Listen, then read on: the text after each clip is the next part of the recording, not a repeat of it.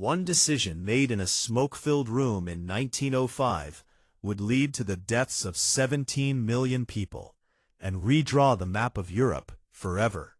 And the terrifying part is that almost nobody saw it coming until it was too late. The Schlieffen Plan, named after German Field Marshal Alfred von Schlieffen, was supposed to be Germany's perfect strategy to win a two-front war against France and Russia. A mathematical masterpiece of military planning that would knock France out of the war in just 6 weeks before Russia could fully mobilize its massive armies, allowing Germany to then pivot east and crush the Russian threat with overwhelming force. Here's why this matters. In the early 1900s, Germany found itself in a nightmare scenario, surrounded by potential enemies on all sides. France to the west, still burning with revenge for their humiliating defeat in the Franco-Prussian War of 1871 and the loss of Alsace-Lorraine. Russia to the east, with the largest army in Europe and a population that dwarfed Germany's.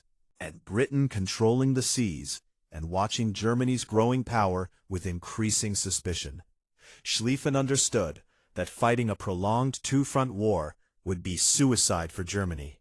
The nation simply didn't have the resources or manpower to sustain simultaneous campaigns against both France and Russia. So he needed a way to fight them one at a time.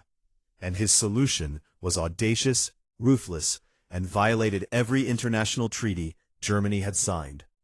The plan was simple in concept, but terrifyingly complex in execution. Germany would leave only a small defensive force in the east to hold off the slowly mobilizing Russians, then throw 90% of its military power into a massive right-wing sweep through Belgium and Luxembourg, ignoring their neutrality completely, wheel south into northern France like a giant revolving door, encircle Paris from the west, and crush the French army against their own eastern fortifications in 6 weeks or less. Then use Germany's excellent railroad system to rapidly transfer those victorious armies east to deal with Russia before the Russian steamroller could fully deploy. Schlieffen spent decades perfecting this plan, obsessing over every detail, calculating train schedules down to the minute, planning the exact routes each army corps would take, determining precisely how many horses and supply wagons would be needed for each division. And his dying words in 1913 were reportedly, "Keep the right wind strong," meaning don't weaken that massive sweeping force through Belgium, no matter what, because the entire plan depended on overwhelming speed and force in that crucial northern attack. But here's where it gets insane. The plan required violating Belgian neutrality, which had been guaranteed by the Treaty of London in 1839, signed by Prussia itself, along with Britain, France, Austria, and Russia, and everyone knew that invading Belgium would almost certainly bring Britain into the war, because Britain had spent centuries preventing any single power from dominating the continent, and they absolutely would not tolerate German forces controlling the Belgian coast just across the English Channel from London. Schlieffen's successor, Helmuth von Moltke the Younger, nephew of the brilliant Moltke, who had won the wars that unified Germany, inherited this plan in 1906 and immediately started making changes that would prove catastrophic. He weakened the right wing that Schlieffen had insisted must be kept strong, diverting forces to defend Alsace-Lorraine in the south, because he couldn't stomach the idea of giving up any German territory, even temporarily, and he worried about the political and diplomatic consequences of the plan in ways that Schlieffen, a pure military theorist, never had. When Archduke Franz Ferdinand was assassinated in Sarajevo on June 28, 1914, setting off a chain reaction of alliances and ultimatums, Germany's military and political leadership faced a terrifying dilemma. They had built their entire military strategy around the Schlieffen Plan. They had trained for it, organized their railway schedules around it, stockpiled supplies according to its requirements, and when the crisis came, they found themselves trapped by their own planning. Because the plan was so rigid, and so dependent on precise timing that it couldn't be modified or delayed without falling apart completely. Kaiser Wilhelm II, when he realized that invading Belgium would bring Britain into the war, desperately asked Moltke if they could just attack Russia and leave France alone, but Moltke told him it was impossible. The entire German mobilization was built around the Schlieffen Plan. You couldn't just reverse it or change it at the last minute. The trains were already running on their preset schedules. Millions of men were already moving to their assigned positions, and stopping or redirecting this massive military machine would create chaos that would leave Germany vulnerable to attack from both sides. So, on August 4th, 1914, German forces crossed into Belgium, and the Schlieffen Plan, this theoretical masterpiece that was supposed to prevent a long, devastating war, instead guaranteed one, because Britain immediately declared war on Germany to defend Belgian neutrality, turning what might have been a continental conflict into a true world war. The German advance through Belgium was brutal and faster than anyone expected. They smashed through Belgian fortresses that were supposed to hold out for months, using massive 420mm howitzers called Big Berthas that could demolish concrete and steel fortifications from miles away. And they reached France within days. But the plan was already running behind schedule, because the Belgians fought harder than expected, destroying railways and bridges. And the British Expeditionary Force, though small, was made up of professional soldiers who could fire 15 aimed rifle shots per minute, and they held up the German advance at Mons and Les Cateaux. And every day of delay was a day that allowed France to mobilize and Russia to advance into East Prussia. The German armies swept through northern France in a massive wheeling movement, just as Schlieffen had envisioned. And for a few terrifying weeks, it looked like Paris would fall and France would be knocked out of the war. But Moltke's modifications to the plan were already causing problems. The right wing wasn't strong enough to both encircle Paris and protect its own flank. And the German commanders on the ground, exhausted and out of communication with headquarters, started making independent decisions that deviated from the plan. The German First Army under Alexander von Kluck was supposed to swing west of Paris to encircle the city, but he saw an opportunity to pursue what he thought was a retreating French army, and he turned southeast, passing east of Paris instead of west, and this exposed his right flank to the French forces defending Paris, who saw the gap and immediately recognized it as an opportunity. The First Battle of the Marne, in September 1914, was the moment the Schlieffen Plan died. The French forces in Paris, reinforced by troops rushed from the city in taxicabs in one of history's most famous improvised military movements, attacked the exposed German flank, and the Germans, overextended and exhausted after weeks of continuous marching and fighting, had to retreat to defensive positions along the Aisne River. And that retreat, just 40 miles, meant the plan had failed, because France was still in the war, and Russia was now fully mobilized in the east.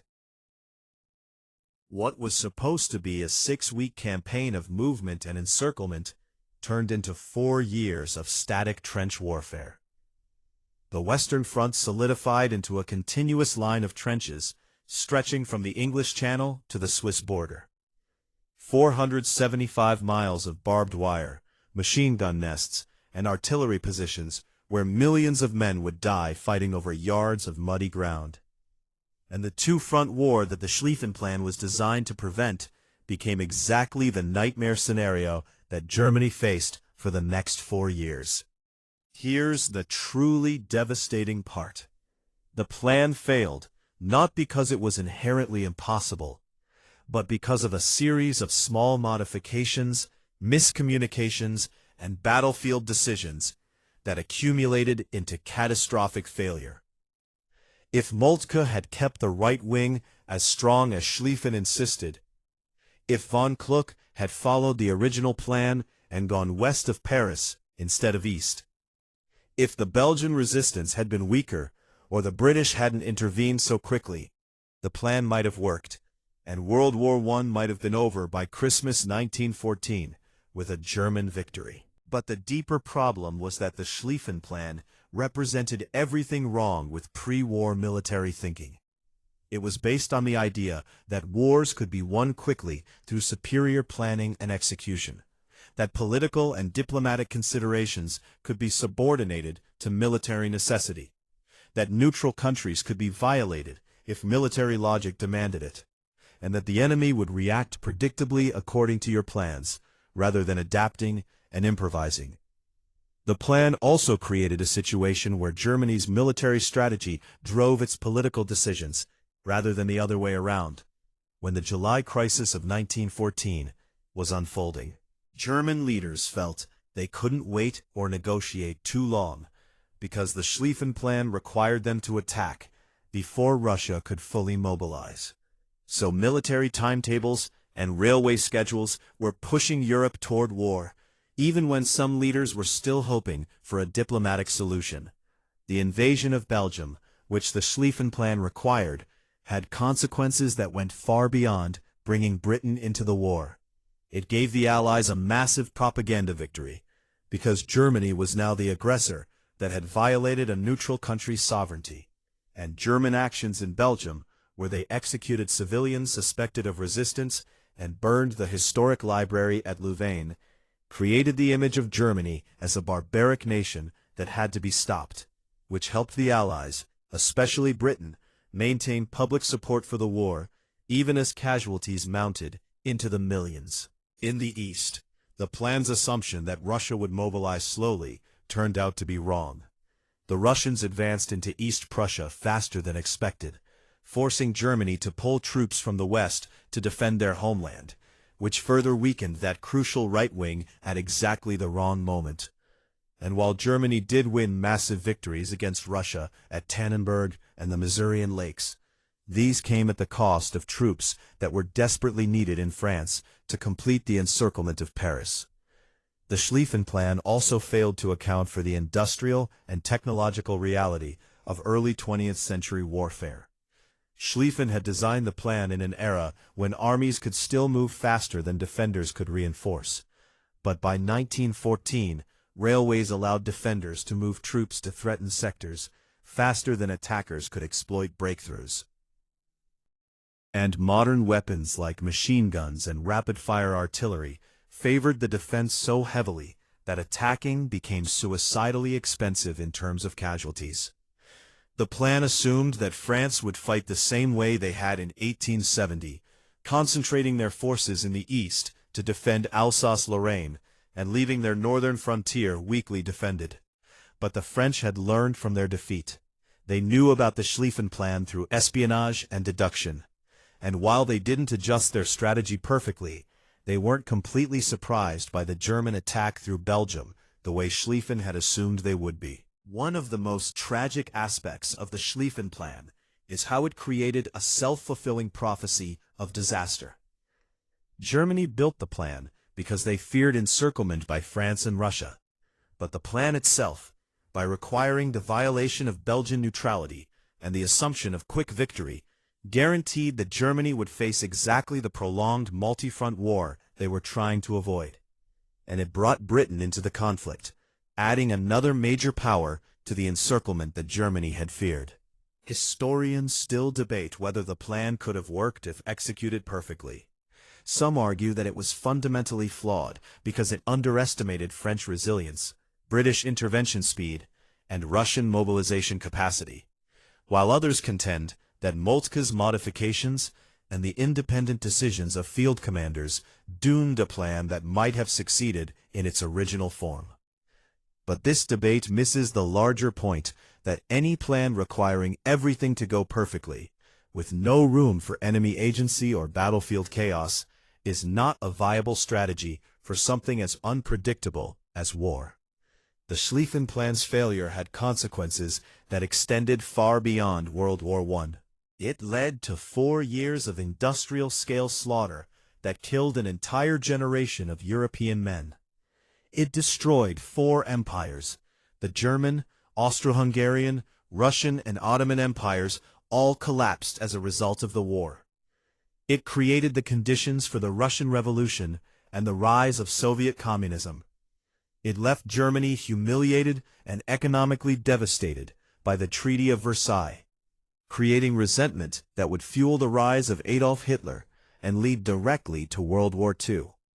And it shattered European confidence in progress and rationality, ending the optimistic 19th century belief that civilization was inevitably advancing toward peace and prosperity. The plan also represented a dangerous trend in military thinking, where technical and logistical planning became so complex and rigid that it started driving political decisions. The German government essentially allowed their military strategy to determine when and how they would go to war, rather than having political objectives determine military strategy. And this reversal of the proper relationship between politics and military force would be repeated in various forms throughout the 20th century. Modern military analysts study the Schlieffen Plan as a case study in how not to do strategic planning. It violated the principle of maintaining flexibility and options. It assumed the enemy would cooperate with your plans rather than adapting to counter them. It prioritized tactical and operational efficiency over strategic wisdom.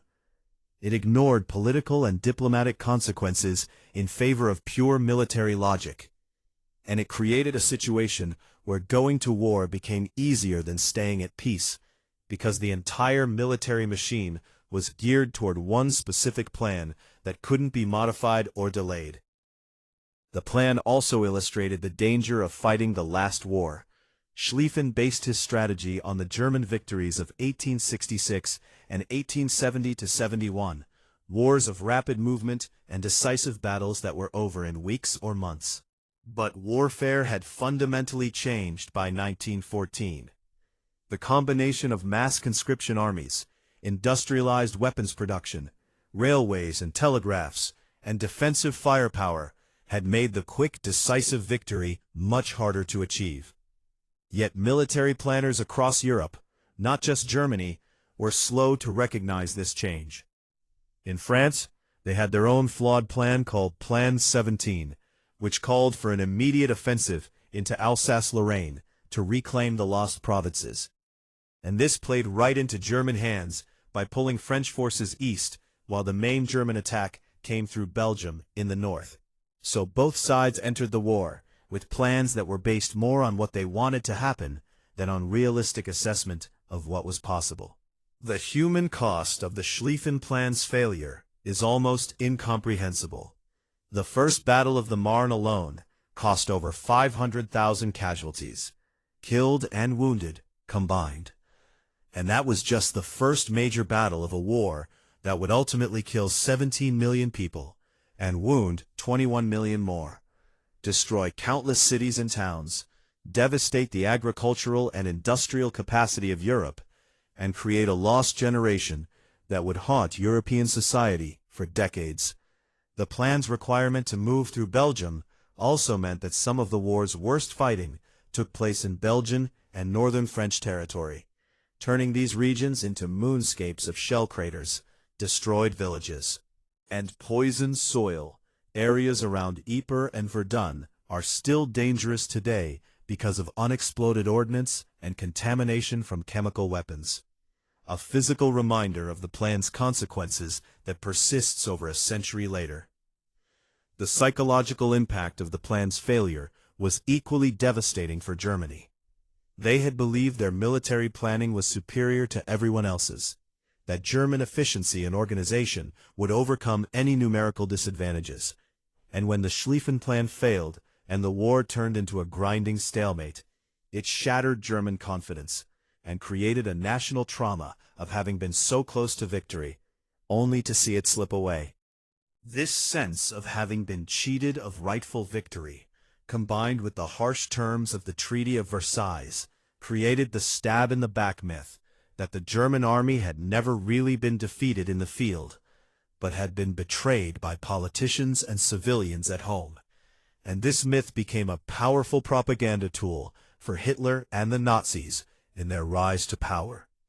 The Schlieffen Plan also changed the nature of warfare itself.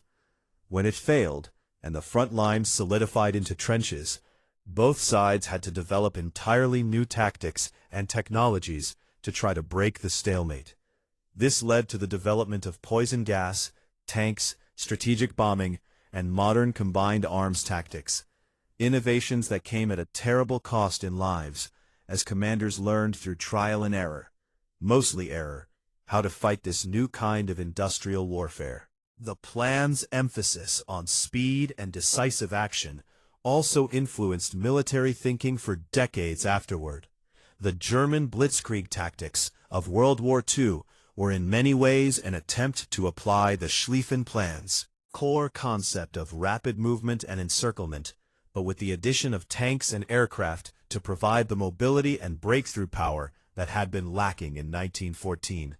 And this worked spectacularly well in Poland and France in 1939–40, but ultimately failed in the Soviet Union, when Germany once again found itself fighting the prolonged multi-front war that both the Schlieffen Plan and the Blitzkrieg strategy were designed to avoid. What makes the Schlieffen Plan particularly fascinating from a historical perspective is how completely it failed to achieve its objectives while simultaneously changing the course of world history.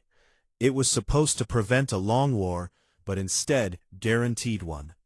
It was supposed to keep Britain neutral, but instead brought them in as an enemy. It was supposed to knock France out quickly, but instead created the conditions for 4 years of stalemate. And it was supposed to allow Germany to defeat its enemies one at a time, but instead ensured they would face all of them simultaneously. The plan also demonstrated the limits of military genius and planning. Schlieffen was undoubtedly a brilliant military theorist, and his plan was a masterpiece of logistical organization and strategic thinking within its own terms. But he made the fundamental error of assuming that war is a chess game where the enemy pieces will move according to predictable patterns, rather than a chaotic contest between thinking opponents who will actively work to foil your plans. The legacy of the Schlieffen Plan extends into modern military doctrine and strategic studies. It's taught in military academies around the world as an example of what happens when operational planning becomes divorced from strategic reality, when military considerations override political wisdom, and when rigid plans leave no room for adaptation to changing circumstances. And these lessons remain relevant today as militaries grapple with the challenge of planning for future conflicts while maintaining the flexibility to adapt when reality inevitably differs from their plans. The plan also raises profound questions about historical inevitability and individual agency. If Moltke had stuck more closely to Schlieffen's original design, if von Kluck had wheeled west of Paris as planned, if the Belgians had offered less resistance, if any of a dozen other variables had been different, would the plan have succeeded? And would we live in a world where Germany won World War I and the course of the 20th century was completely different? Or was the plan fundamentally doomed by factors beyond any individual's control? And these counterfactual questions, while impossible to answer definitively, help us understand how contingent and unpredictable history really is. In the end, the Schlieffen Plan changed history overnight, not because it succeeded, but because it failed so completely and catastrophically that it transformed what might have been a limited European war into a global catastrophe that destroyed the old order and created the modern world with all its conflicts and contradictions. It demonstrated that clever planning and military efficiency are no substitute for strategic wisdom and political foresight, that violating international law and neutral rights in pursuit of military advantage creates enemies and moral condemnation that can outweigh any tactical gains, and that war, once unleashed, follows its own logic that no plan can fully control or predict. The Schlieffen Plan stands as a monument to human hubris, the belief that complex human conflicts can be solved through superior planning and organization, that war can be controlled and directed like a machine, and that military considerations can and should override all other concerns, and its failure, along with the unimaginable suffering that failure caused, should serve as a permanent warning about the dangers of allowing military logic to drive political decisions, of prioritizing tactical efficiency over strategic wisdom, and of believing that any plan, no matter how brilliant, can account for the chaos, contingency, and human agency that define warfare and history itself.